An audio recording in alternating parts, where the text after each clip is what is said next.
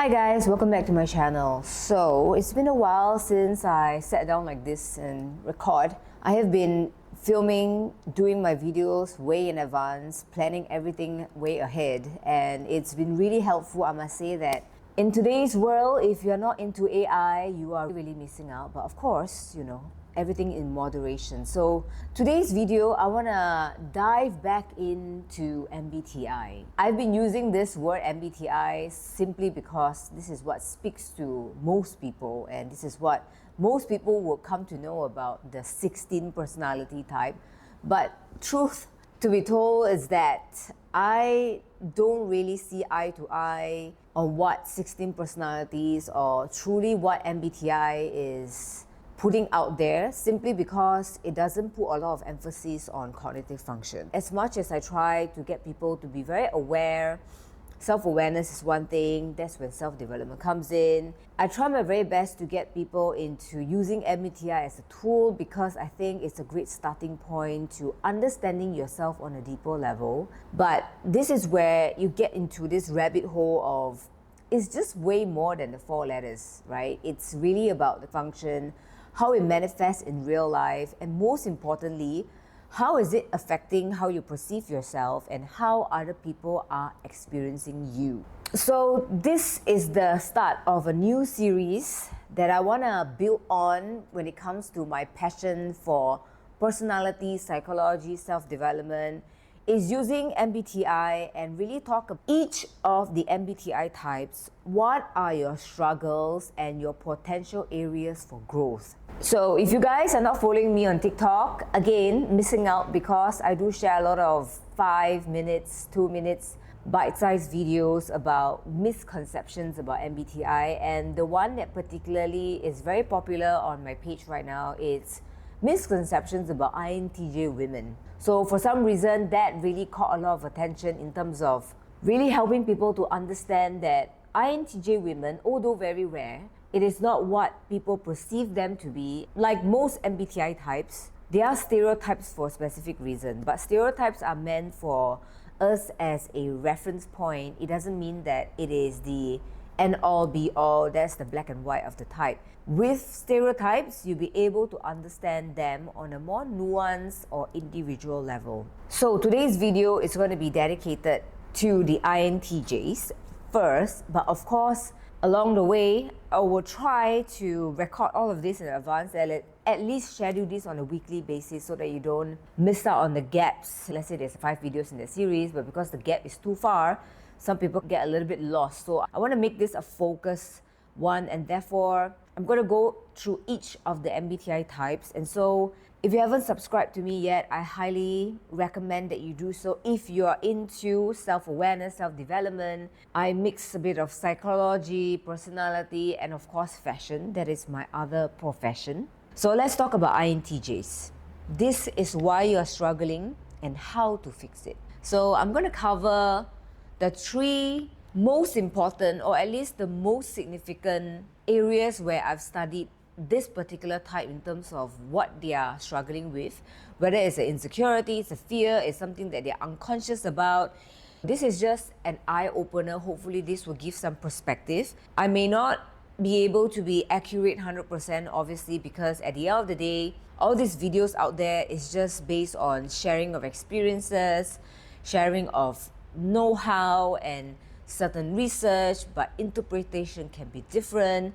So if you have different thoughts, different perspective that you want to shed some light, please drop it in the comment section below. I would really want to learn about it and at least address it in another video. So INTJs, you are built for mastery. Why? With introverted intuition as your hero driver and you have extroverted thinking as your parent, which is your second function. This means that you're all about what you want for your future. You plan ahead, your willpower, your determination. It's a narrower version of my future, which means that it is what I'm zooming in on. And then coupled with extroverted thinking is pretty much about effective. What people think is reputable, what is credible, what works, what is efficient, what is effective. And so when you have this, when you have NI and TE, You are built for mastery. This means that because you're very future focused, long range planning, you are a visionary, you are a strategist. Therefore, there are a lot of nicknames out there for INTJs that they are mastermind. They're like playing chess all the time. Very calculative, which is why they also get the misconceptions that they are cold and brutal, where because they already calculated all their steps. And sometimes this is where you don't see the human side of them. So for the INTJs, you're always 5 steps ahead compared to everyone else that probably are still in the moment or maybe still catching up 1 or 2 steps behind you. But let's be honest, in today's world, nothing really can go as planned. And when you are into self-development, practicing mindfulness and stillness, you would know that there are things that you can control and there are things that you cannot control. The whole Stoic philosophy as well, where you can only control what is within you and not control what is happening outside of you. So a lot of INTJs get stuck, unmotivated, isolated because they have the vision, they have the willpower and the energy to plan ahead and see through what they want, but because they cannot always control what is outside of them, a lot of times it does get to them when their plans don't go accordingly. So I'm going to break down 3 reasons on what is exactly causing this kind of challenges that INTJ face and some practical tips on overcoming it. So reason number 1 is to accept that your cognitive function, if you're unaware of how to balance your first, second, third, and fourth function, so your first function is A, second function is TE, third function is FI, introverted feeling. This means your authenticity, your moral values. Are you a good person? And then lastly, your inferior function, which can also be seen as your strength, depending on how you practice it, is active sensing, which is SE. This is sensation, being in the now, and having mastery over your mechanical surrounding. Because extroverted sensing is not your strength, and if you are always in the loop of NI, what I want, how I feel, or what I want, what I think works, and you don't focus on reality, that's when you're going to see yourself executing because you're always planning but not delivering. One of the biggest challenges that INTJs face is that they are over-strategizing and executing. Because your mind is like a chessboard, like I said, you're always planning your moves that is not based on the step now, but it's based on 5 steps ahead. And if you don't catch yourself in a moment that you are over-strategizing, this is where you can fall into the trap of becoming like a procrastinator, always trying to find the right time, the right condition for things to take action. One thing that I appreciate about INTJs is that you can always go to them to talk about planning, systemizing, strategizing, coming up with a framework. The INTJs and the ENTJs. ENTJs probably know systems a lot more, but the two of them very similar in the sense that they very much focus on systems that work ahead. They focus on process, but is there a framework that can guide all the things that the person is about to do next? One concrete example that I can give is that INTJs, after studying them for quite a bit, and even INFJs probably, or IST, when they were younger, they tend to always feel like they are not smart enough. They always go through a phase where they're always doubting their intelligence and being very critical about what they think. This is also because in their shadow function, in the 4 sides of the mind, they have an ENTP shadow, which means that they have introverted thinking, critique as their critic, which means that they are very critical about what they think. Therefore, sometimes it may appear like they're too smart for their own good. And so one concrete example that I can give would be the INTJs that maybe found that there's this framework that can help the company to boost their sales, a marketing framework that is going to help them to get more awareness to the page or drive more traffic to the page. They're very good at analyzing data that is out there and looking at frameworks and seeing how it unfolds in future. And so what they miss out is that because they are not always in tune with reality, they are not really always 100% listening to what people are saying, because oftentimes they're thinking about what to say to reply to the person or what the person is going to say next. Is always the future, right? So when they don't practice like the mastery of their sensation, being in the now, looking at the person's facial expression, trying to get real-time data of what is happening, and really being concrete and realistic about what is happening now, and can my framework really apply to this, or can my plan or system really help with the current reality? That is something that is so important for them to check on. So another example would be INTJs that would come up with a plan, and because they're very fast, and then as it goes along, because they are the progressive types, right, they are more inclined to improving over time rather than compared to other types that are really rigid to the plan. Not to say that INTJs cannot be rigid with the plan, they definitely can, but because they are always future focused, they are more prone to obviously trying to build on the plan over time, not to change plan. That's a different type. It's more of they are willing to, with new information, they will add on to that plan, and then they end up not executing it at all. So just know that perfection is the enemy of momentum. Momentum is what gets you to have progression. It is through actions and failure where you get success, and without the failure, how is it ever going to prove that your plan is actually working?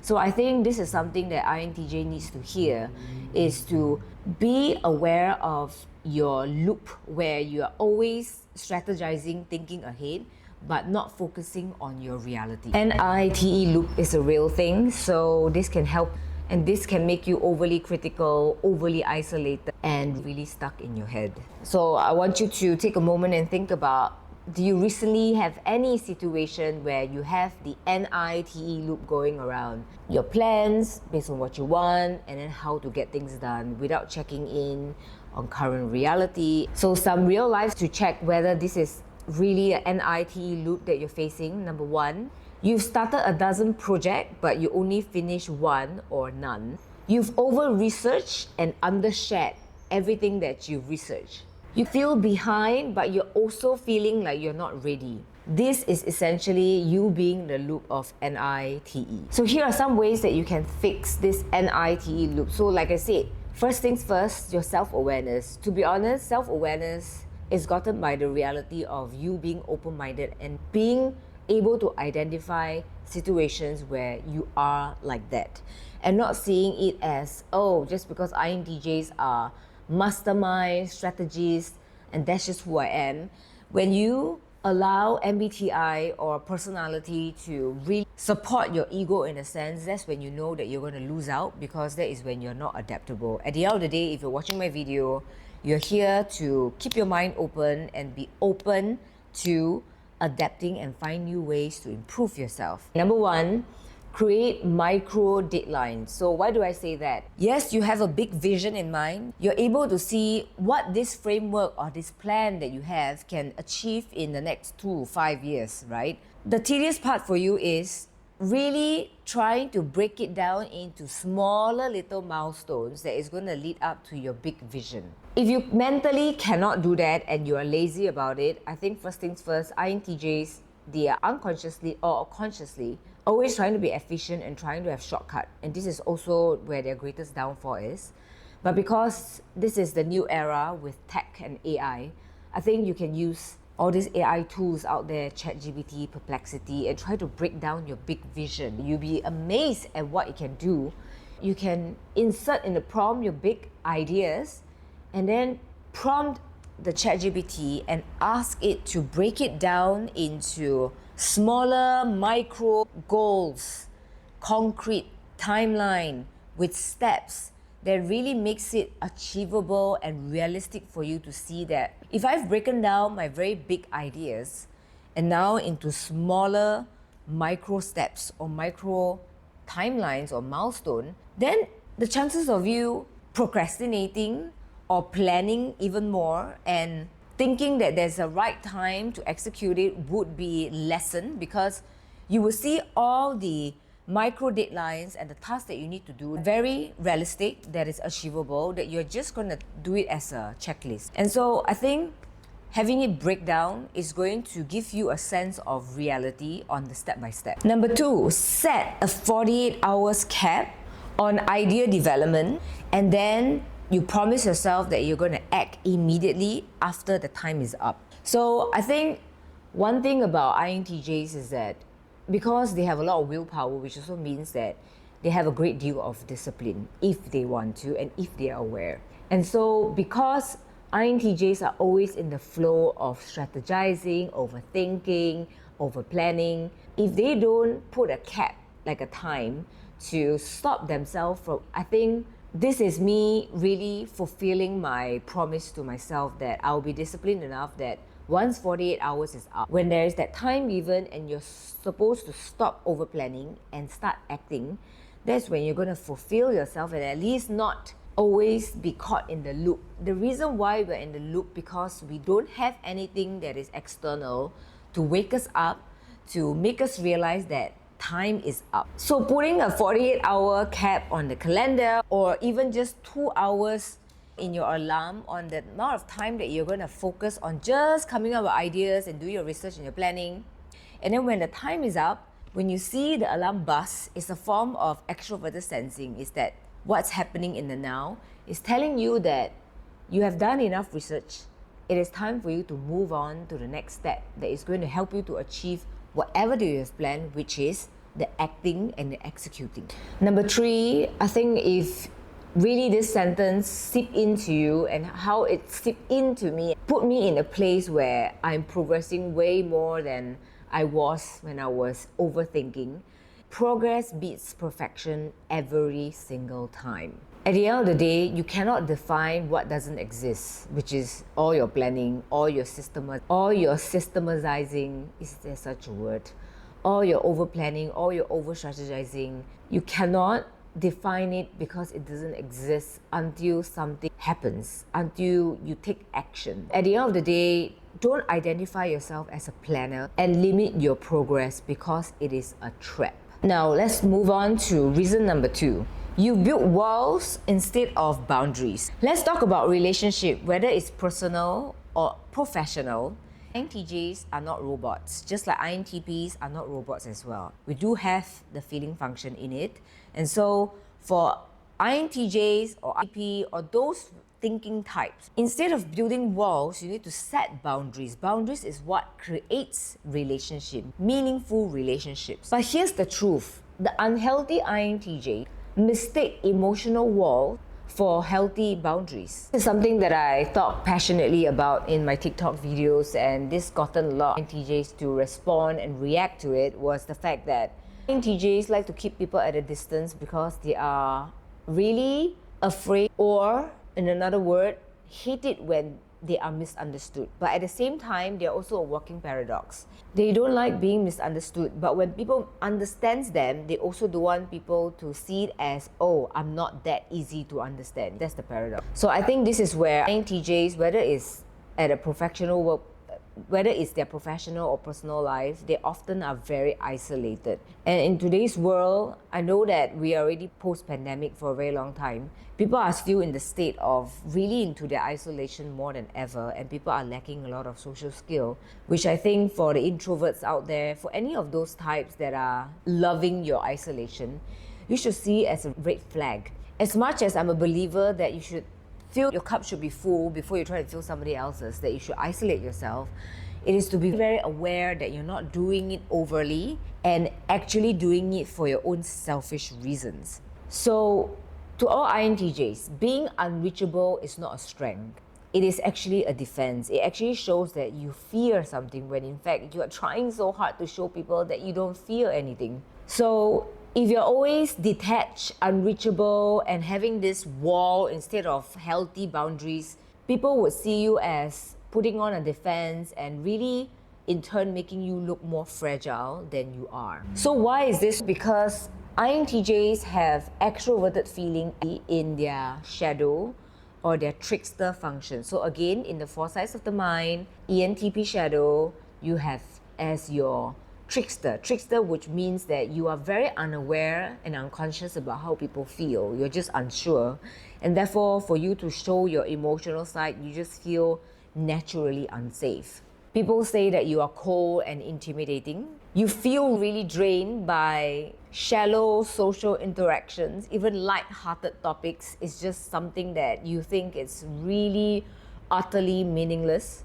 But secretly, you are looking for that someone that can share that deep connection with you. And when you find the right person, as much as you have a lot of deep topics to talk about, it is very fun for you to talk about all the idiotic and the surface level or shallow topics that you talk about, because this is how humans have fun. I guess it's just extroverted feeling unable to showcase itself, and having fun is just not a natural state for you. And last but not least, how you know that this is a struggle is when you actually find it challenging to ask people for help, even when you are extremely overwhelmed.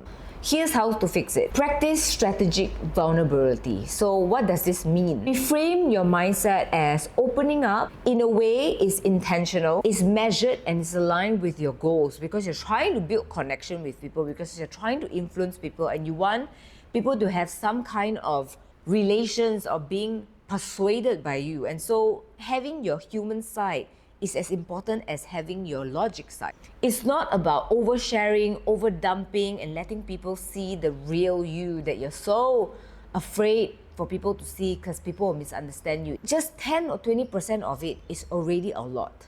And sometimes I think this is my own experience with INTJs, is that because you are unable to detect their vulnerability and their ability to be emotional, it's very difficult for you to trust them and to be emotional or vulnerable in front of them as well, because at the end of the day, when we mirror each other, that's when likability is formed, and that's when, you know, the Me Too situation is formed. So I think INTJs can really rethink about vulnerability as a purpose, as tapping into your introverted feeling, that it's okay for you to show some of your feeling, because being human means that having logic and feeling being balanced is what makes you whole. For example, INTJs who are in leadership position, people always think that they are overly competent, it's going to get to them, and they're always just high up there, untouchable, wearing an armor. But I think for INTJs to really have that relations and influence and lead people in this era where emotional intelligence is extremely important to build psychological safety in the workplace, INTJs could, instead of sharing, oh, this is what I went through, like entirely the whole story, like oversharing, it's more about probably giving an advice to a subordinate that is struggling and say that, I could see why you feel that way, because back then when I was in your shoes, I also shared similar experience. Something like that. It doesn't have to be sharing entirely that you felt sad or someone disappointed you, that you were heartbroken, that you cried. It's just finding a bit of that balance. At the end of the day, you want to position yourself as not just someone credible, but relatable. And you are already credible with your competence, right? With what you can do in the future, your plans, your backup plans, your options. But at the end of the day, in order to your credibility doesn't relate. You can share all what works, what doesn't work, but at the end, the relatability is when you share your experience and how you feel about the situation. And even in relationship, this is something that I see a lot in the INTJ forums, where there are a lot of these messages, questions from different MBTI types asking the INTJ forum, why are you guys so detached? And when it comes to relationship, why is it that when things get so hot and heavy, and then you just disappear? What happens in all of these over-emotional things that suddenly becomes like Silent Hill? Or when something bad happens, the INTJs will just vanish and disappears. So I think INTJs, because sometimes when there's emotional overwhelm, they really just need to hibernate and isolate. That's all they need. They just don't need anyone to come and sit down with them and, oh, you feel bad. That's really not their thing. That's how you're going to make things worse. So for them, it's staring into space, going for a walk, listening to music, reading a book, and really just be by themselves. The presence of another human being is just going to stress them out. To be honest, no matter how much they love the other person, trust me, they need their isolation. It's just that for INTJs, if you just disappear and not explain even a little bit to anyone that cares about you, that's when you're going to look like you're really an asshole. So you can just say something along the lines of, I'm dealing with a lot of things right now in my mind, so I just need a bit of time to compartmentalize, and then I'll be fine. Just something like that. It doesn't have to be emotional. It's just purely a acceptable, healthy statement. And I think INTJs, because they value so much their competence, and of course they want to show their best side because of inferior function, extroverted sensing. So them performing badly, not doing their best is not something that they can always accept, is their insecurity. Is that sometimes they could be caught in a situation, whether it's work or it's, especially in a collaboration setting in a workplace. Let's say they're in a team project and then they get caught off guard about a topic that they're unsure of. It's okay to just admit that. A lot of times they cannot admit it, and sometimes they will just blabber something that is totally not part of it just to show the other person that they know their shit when in fact they don't, which is going to make them look bad. So don't go into that cycle. Sometimes if you really don't know, go into your FI child, who I don't feel good, I don't know about this, but it's okay. I haven't thought about this yet. Give me a bit of time and I'll come back to you. Or ask the other person what they think. Then you can get an opinion of your own as well. Oh my gosh, this is a long video, so I'm gonna try and finish it. Reason number 3, you tie your identity to your achievement. You are ambitious, you set high standards, you don't settle, but here's the hard truth. You attach your self-worth to your achievements and to your results, which is not the smartest thing. Yes, INTJs, I agree. Credibility, reputation is all very important. This is part of what a society sees as success. This is how you earn respect as well. But you need to know to draw the balance. I guess at the end of the day, some of the INTJs burnt out a lot and then they suddenly feel very nihilistic because they're so good with achieving the results. And then the moment that they have done that, they've already achieved their result, the outcome, and then they don't check in with themselves, who they are, what are their values, how is this linking to all the things that they're doing, how is the result helping them to become the person that they are, what's their why instead of the how and the what. They suddenly become this black hole, like a nihilistic, I have no purpose anymore, I'm going to end my life. And it's just really sad because you are not your outcomes, you are your values, you are who you say you're going to become. And who are you becoming is not the result, because the result is not permanent. So the signs that you're stuck in this component, you burn out instead of trying to stay ahead. You struggle with rest or stillness and it feels unproductive. You constantly define your identity based on your next big goal. I think INTJs out there, my words of wisdom comes here. How to fix this is to reconnect with your purpose and find out your why. At least for myself, from my personal experience, ever since I found out about Simon Sinek and read some of his materials about the golden circle, your why, your how, and then your what. I was always focusing on the external and not focusing on the internal. This applies to a lot of MBTI types who are trying to find their why. It's because introverted feeling is very much your underdeveloped function, so you don't check in with your values and your... I'm not talking about all INTJs, but majority of them, they tend to go over how they feel, so sometimes the values can overlook. So there's an activity that Simon Sinek recommends that is very easy for you to find out your why, is to ask the closest circle of your friends that is able to give you the truth, and just ask them, why do they like you? Best friend, your close friend, about why they like you, they're probably going to be very mad at you, like, why are you asking me this question? Because we are friends, they would run out of things to say, and then you have to keep probing them, why do you like me? Why are we friends? They will in the end voice out a lot of things about how you make them feel and what you've done for them, especially how you made them feel. That's when you know your value as a person. So ask yourself, if there's no one watching you and there's no results for you to prove your worth, who would you become? Who do you want to be? So redefine success as alignment and not just achievement. Okay, time to wrap this up. INTJs, you're not broken. You are not falling behind, you're just evolving. I hope that these 3 reasons why you are struggling and how to fix them is something that's going to really give you a perspective and some ideas on how you can move forward. Just remember that the whole world doesn't just need your vision, but they need your execution, the human side of you, and really the part where people can learn. The world doesn't just need your vision, they need you fully integrated. So anyways guys, I hope you found this video useful. If you are interested in understanding how your MBTI type relates to your personal style, I came up with a course on Udemy. You can check it in the description box below. I made it super affordable because I want many people out there to be inspired with the fact that knowing your MBTI type, there's a lot to play when it comes to your dressing, your personal style, and how do you actually take control on how people perceive you, because at the end of the day, your image matters as much as what's on the inside. And for those of you who are interested to consult with me, to get coaching with me, you can let me know. Okay, if the comment section you're too shy for it, you can always reach out to me on TikTok or Instagram DMs, and I'll try to get back to you as soon as I can. Thank you guys for watching, and I'll see you in the next video. Bye.